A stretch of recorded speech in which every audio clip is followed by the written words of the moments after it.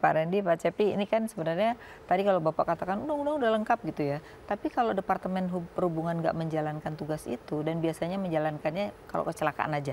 Kalau udah nggak ada kecelakaan dia lupa lagi. Berarti nggak ada rutinitas dalam pengawasan, Pak. Jadi apa tuntutan DPR terhadap untuk menjalankan undang-undang itu, Pak? Ya, kita minta pemerintah betul-betul serius dalam menangani dunia penerbangan. Artinya undang-undang yang kita lahirkan dijalankan sepenuhnya. Seperti contoh tadi, bahwa di dalam undang-undang pasal 364 itu yang menyatakan ada yang namanya majelis provinsi. Itu harus cepat gitu ya. Ini belum dibentuk. Terus di dalam pasal 21 yang namanya Dewan Keamanan Penerbangan Pesawat Udara itu berlaku independen. Sekarang enggak berlaku independen. Nah ini yang kita minta pada saat 2 minggu sebelum kejadian ini saya sudah keras sekali minta Pak Menteri. Yang pertama saya minta tolong diaudit manajemen operation daripada LM. Yang kedua saya minta supaya benar-benar kita mengawasi dunia penerbangan kita. Jangan nanti sudah celaka baru semua ribut. Nah, ini kita sudah dianukan oleh Bapak ya. Oke. Inilah ya, Pak Cepi, ada nggak sih kita sebenarnya perlindungan dari konsumen? Jadi artinya penerbangan itu kan ada orang penumpang ya. Penumpang itu sebenarnya ada nggak sih perlindungan untuk penumpang gitu? Kalau sekarang kan hanya sekedar ya asuransi, keluarganya dikasih asuransi gitu. Tapi kan sebenarnya ada jangka panjang yang dihadapi oleh keluarganya gitu. Nah ini seperti apa dari sisi protectionnya, Pak? Kalau mengacu kepada undang-undang dan aturan tuh semuanya sebenarnya udah lengkap ya. Cuman kalau mengenai yang maskapai ini memang agak istimewa. Kemarin orang YLKI juga mengatakan pengaduan-pengaduan itu antara lain begini. Jadi pada satu penerbangan pramugarinya mengatakan kita sudah mau take off, silakan mencangkan fasten safety belt. Ada penumpang yang seatnya itu nggak ada safety beltnya gitu. Jadi itu hal-hal yang sangat naif ya, sangat kesalahan yang sangat mendasar ya. Dan kalau hal-hal yang seperti bisa terjadi ya, kita bisa membayangkan bagaimana hal yang lebih besar yang mereka tangani. Itu kan yang sepele dalam tanda petik ya, sepele dalam tanda petik bahwa sebelum pesawat itu disiapkan untuk terbang, safety belt di kursi harus pesawat wajib. Itu harus available, nggak bisa enggak. Kalau sampai terjadi seperti itu. Nah, hal-hal yang seperti itulah sebenarnya yang bisa memicu kecelakaan-kecelakaan yang fatal terjadi. Dan kalau melihat hasil sementara yang kemarin KNKT sudah umumkan, ternyata airspeed indicator itu udah 4 kali dalam penerbangan. 4 penerbangan terakhir itu udah 4 kali failure ya. Repeatedly failure. Di dunia penerbangan tuh nggak bisa kesalahan berulang pada satu peralatan dia itu fatal. Resikonya itu sangat tinggi ya. Karena kalau dia nggak benar, dia harus dicek lagi. Semua tuh ada aturan, ada manual, ada Kalau manual. saya mau melihat dari sisi bisnisnya nih Pak, tadi Bapak bilang kan sekarang menjadi sisi bisnis ya namanya penerbangan ya. Artinya mereka dengan low cost ini, mereka berusaha bukan efisiensi, tapi benar-benar mengurangi yang berkaitan dengan keselamatan. Nah, bukankah di dalam dunia penerbangan pun ada standar mengenai biaya Pak? Jadi misal kalau di bank tuh kan ada berapa sih cost yang wajar, kemudian margin yang wajar, harga yang sebenarnya wajar. Nah kadang-kadang harganya sangat nggak wajar Pak. Itu gimana? Ini dari sisi bisnis kalau kita lihat. Itu juga pertanyaan yang sangat mengemuka. Ya. Kita bisa bayangkan dolar naik, harga fuel naik, dia bisa jual tiket dengan harga murah. Padahal tidak ada maskapai penerbangan satupun di seluruh dunia beli pesawat itu dengan harga cash. Dia pasti kredit, dia pasti nyicil. Bagaimana orang membayangkan nyicil ratusan pesawat dengan menjual murah? Itu udah sangat ajaib menurut saya. Dan itu harus bisa dijawab.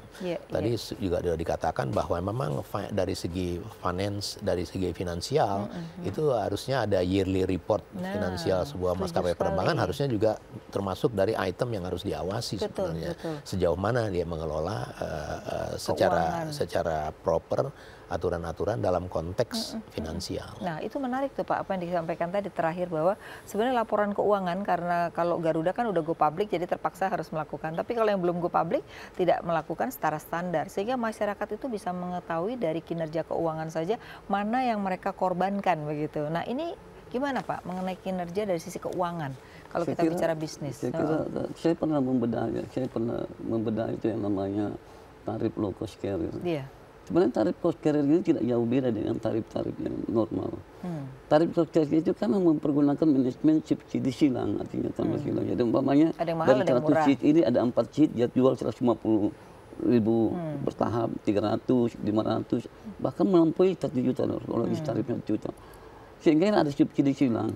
Sebenarnya ini makanya yang perlu diaudit sekarang adalah apa benar dia lakukan seperti mengerti yang diamanahkan undang-undang itu, yaitu persoalan teknis pesawat, persoalan keamanan pesawat itu jangan dipotong, jangan dihilangkan.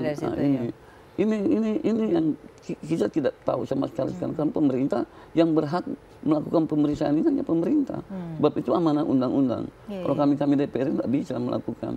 Nah, maksud kita tolong diaudit apa benar persoalan keselamatan ini benar-benar tidak dipotong oleh.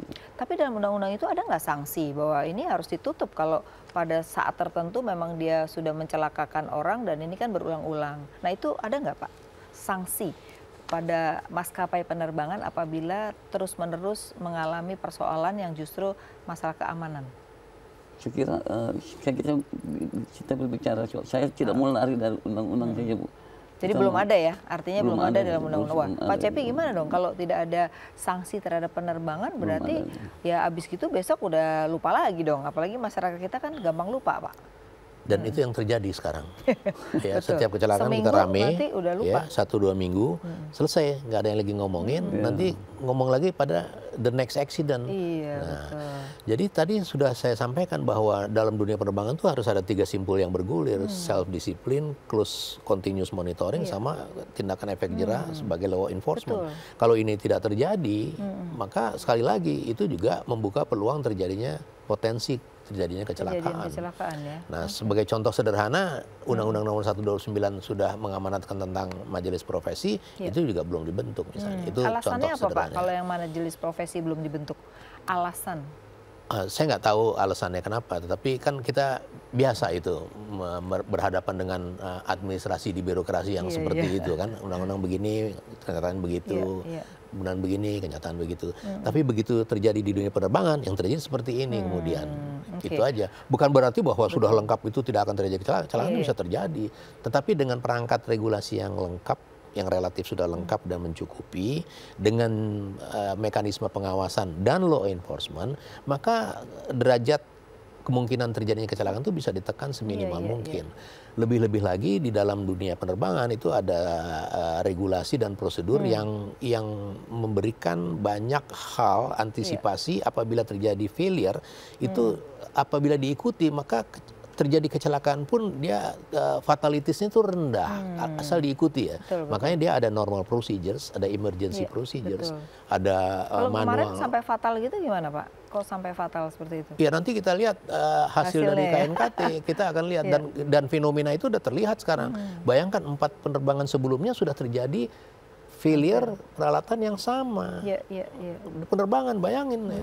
Oke, nanti kita akan lihat nih dampaknya seperti apa. Karena di beberapa negara sudah kasih early warning, hati-hati naik penerbangan di Indonesia. Nah ini kan bahaya buat pasar kita, yang dimana kita sedang mencanangkan industri pariwisata, supaya orang mau ke Indonesia untuk berpariwisata. Tapi kita harus break dulu, pemirsa janganlah kemana-mana, tetap di Economic Lounge with Isay.